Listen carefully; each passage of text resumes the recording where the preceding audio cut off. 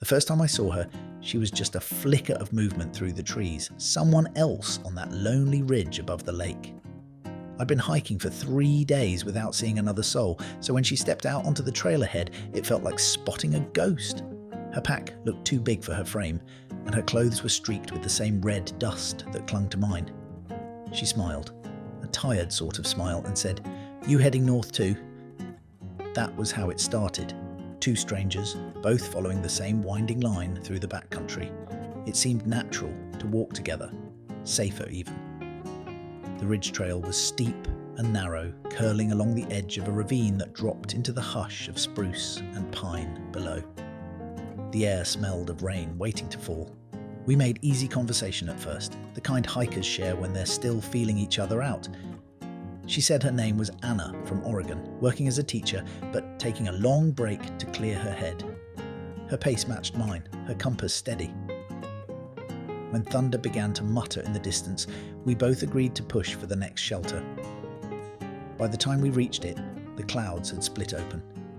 We sat inside, listening to the storm drum on the tin roof. She unpacked instant noodles. I brewed coffee strong enough to sting the nose.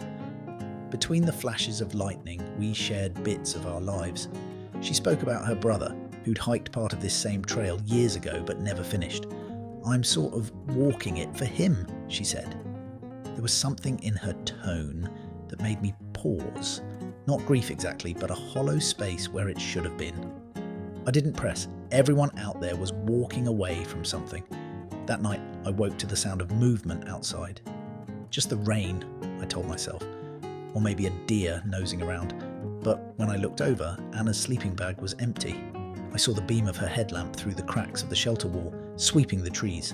She came back a few minutes later and slipped into her bag without a word. I pretended to sleep. The next morning, she was cheerful again, laughing about how loud the rain had been. We packed up and started north, but something had shifted. The easy silence between us was gone.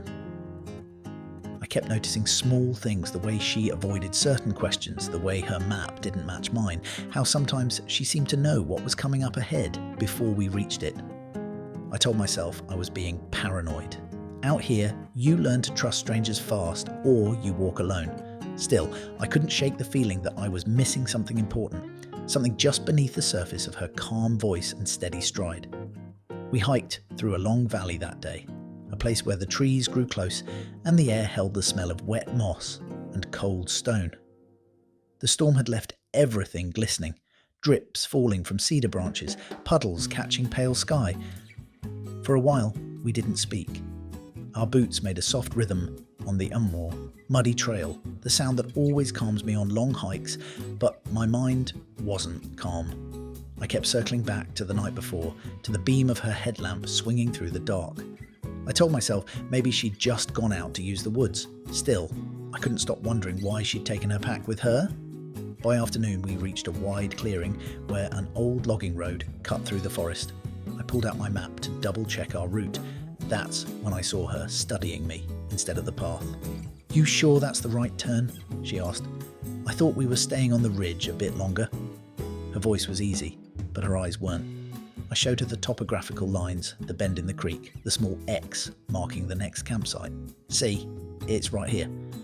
She leaned in close, nodded slowly and said, "Funny, that's not what mine shows." I laughed it off. "Old maps vary, right?"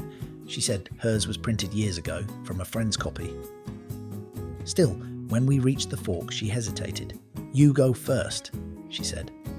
So I did, trying not to let my nerves show.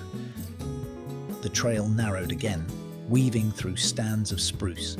Every so often I caught her glancing over her shoulder as if she expected someone else behind us. Once, when we paused for water, I noticed the faint scar that crossed her wrist, thin, silvery, old. She saw me looking and quickly tugged her sleeve down. By dusk, we found a small rise with enough dry ground to camp. The view opened toward the far hills still misted from the morning rain. We built a small fire and sat close to the warmth. She hummed under her breath, a tune I didn't recognize, something low and rhythmic that carried a strange sadness. I asked about her brother again, trying to sound casual. She poked at the fire and said, He was supposed to meet me on this trail once, years ago, but he never showed. Her eyes stayed on the flames. They said he got lost, but I think he just decided to keep walking. The fire cracked sharply between us. For a moment, the shadows made her face look different, older, harder. Then the light shifted, and it was just Anna again, smiling faintly. "Anyway," she said, "we should turn in early. Long climb tomorrow." That night, I barely slept. Once, I thought I heard her whispering, too soft to catch the words. When I turned, she was sitting up, facing the dark woods beyond the fire's glow, watching. Morning came grey and cold, the kind of light that feels hesitant to touch the forest. The fire had died sometime in the night, leaving only a curl of smoke drifting from the ashes. Anna was already awake, kneeling by the creek that wound past our camp, rinsing her face in the icy water. She looked up when she saw me stirring and said, cheerful as ever, "Coffee?" It was like the night hadn't happened. No whispers, no eerie stillness, just that same easy tone. But there was something different in her eyes, something a bit too alert, like she'd been awake for hours. We climbed most of that day, up switchbacks that carved into the spine of the mountain. My legs burned, my breath came in clouds, and still she kept a steady pace just ahead of me. At one narrow overlook, she paused and gestured toward the expanse below. "You see that river bend? That's where the old ranger station used to be," she said. "I hadn't seen any such thing on my map." "You've been here before?" I asked. She hesitated, then smiled. "Once. A long time ago." That was all she said. The higher we climbed, the quieter she grew. I tried conversation, trail food, wildlife, weather, but her replies were brief, distracted. Once, when I stopped to tie my boot, I caught her watching me again, expression unreadable. Later I realised she had begun walking slightly behind me instead of leading. The sound of her boots on the rock felt heavier somehow, less in rhythm with mine. The air between us thickened with an unease I couldn't quite name. By late afternoon, we reached a saddle between two peaks. Wind scoured the ridge, cold and thin. We found a spot sheltered by boulders and decided to camp. While I gathered firewood, Anna unpacked her gear. For the first time, I noticed that her pack seemed lighter than it should be. No stove, no cookware beyond a battered tin cup. When I asked where her pot was, she blinked, as if she didn't understand. "Oh," she said after a moment, "I left it at the last camp." We cooked my remaining food, just enough for both of us, and ate in silence as dusk bled into night. The sky cleared, and the stars came out sharp and cold. Somewhere down the slope, a coyote called. Anna looked toward the sound, then said softly, "It's easy to get turned around up here. All these ridges look the same. People vanish for days." I tried to laugh, but it came out thin. "Let's not make that one of us." She smiled, but didn't look at me. "Sometimes," she said, "it's not the mountain that loses them, it's the people they're with." I felt that line like a stone in my gut. For a long time we just sat there, the fire shrinking between us. When I finally crawled into my sleeping bag, I made sure my knife stayed within reach. The wind moaned over the ridge, and somewhere behind it, I thought I heard the faint crunch of boots moving in the dark. I woke to the smell of smoke, but not from our fire. Ours had burned out hours earlier, leaving only grey ash and a few stubborn embers. This smoke was fresher, acrid, close. My first thought was that a wildfire had sparked somewhere down the valley. Then I noticed Anna's pack was gone. Her sleeping bag lay open, flattened, her headlamp missing. The pale light of dawn filtered through the mist as I stood, scanning the ridge. There, beyond the boulders, a thin column of smoke rose from the trees. Too deliberate, too small to be an accident. I called her name once, twice. No answer.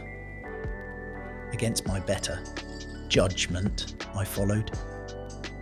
The trail dropped steeply, slick with dew. I moved quietly, though each step seemed to echo. After 10 minutes or so, I found her crouched beside a small fire she'd built in a hollow between rocks. She looked up when she heard me. startled for just a heartbeat, then smiled. "Couldn't sleep," she said. "Thought I'd get an early start." The fire's smoke curled around her face, and for a moment I saw something flicker there. Relief, maybe, or guilt. "You took your pack," I said, trying to sound casual. "I thought maybe you'd headed down without me." She shrugged. "Didn't want to wake you." She gestured at the flames. "You ever notice how fires look different up here? The smoke moves slower." I nodded, though my pulse thudded in my ears. My eyes caught on something half buried near her boot. A strip of dark nylon, the torn edge of another tent. It wasn't mine, and it looked old. "Where'd that come from?" I asked. Her gaze followed mine. "Oh," she said softly, "that's been here a long time." Then, almost as if to herself, she added, "He used to camp right here." I didn't have to ask who he was. The missing brother. We broke camp after that without much talk. She seemed distant, caught in thoughts she wouldn't share. As we descended toward the next valley, the terrain grew tangled with alder and fern, the kind of place where trails fade into animal paths. I stopped once to check my map, but the compass needle spun, oddly twitching. "Something wrong?" she asked, stepping closer. "The needle's acting strange," I said. She tilted her head, eyes unreadable. "Sometimes it's better not to know exactly where you are." That line chilled me more than the morning air. When I looked down again, the compass was steady, but pointing west, not north. I felt a pulse of unease twist through me. We walked in silence after that, the sound of our boots the only proof I wasn't entirely alone. Still, I couldn't shake the thought that somewhere behind me, her footsteps didn't always match my own. By the 5th day, the trail had vanished into fog. It moved like breath through the trees, erasing the world a few feet at a time. The silence pressed close. No birds, no wind, just the sound of water dripping from the branches above. Anna walked a few yards ahead, her red scarf a faint blur in the mist.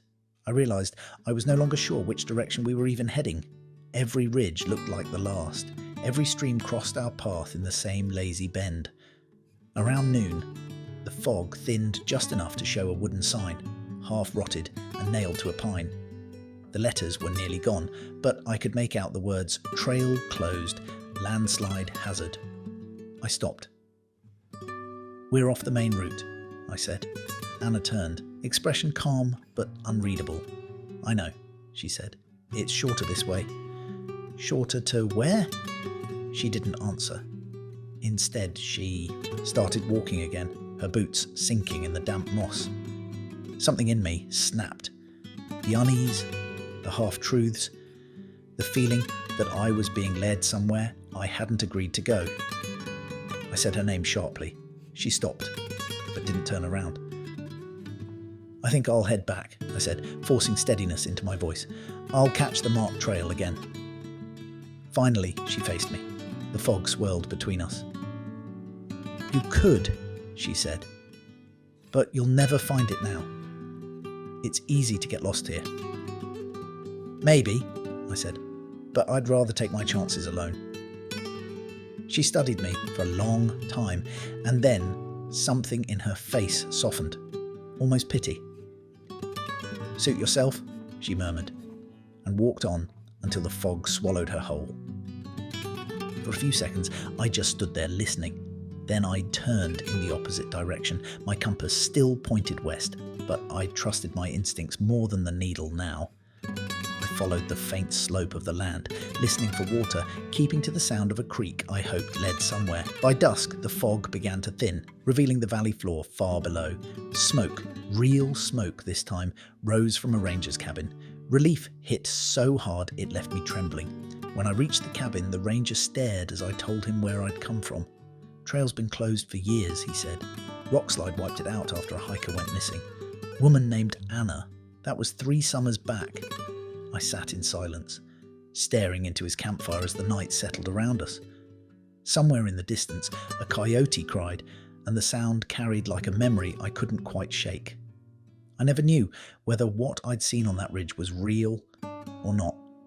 But sometimes When the wind turns cold and the mist creeps low, I swear I still hear footsteps keeping pace behind me.